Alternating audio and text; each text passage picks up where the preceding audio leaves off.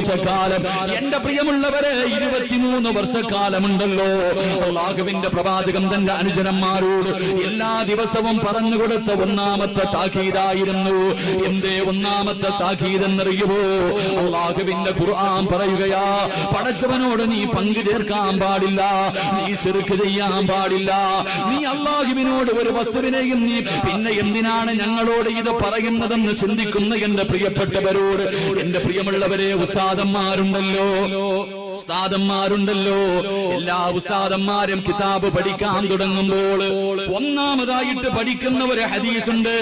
ഏത് ഹദീസിന്റെ കിതാബ് എടുത്ത് നോക്കിയാൽ ഒന്നാമതായി പഠിക്കുന്ന ഒരു ഹദീസുണ്ട്, ശദീദു ബയാലി സിയാബ്. അല്ലാഹുവിന്റെ പ്രവാചകന് പറഞ്ഞു തരുന്ന ഒന്നാമത്തെ ഹദീസ് ഏതെന്നറിയുമോ?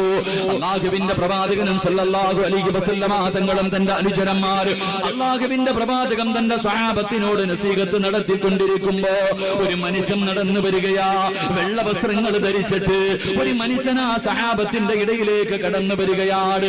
എല്ലാവരും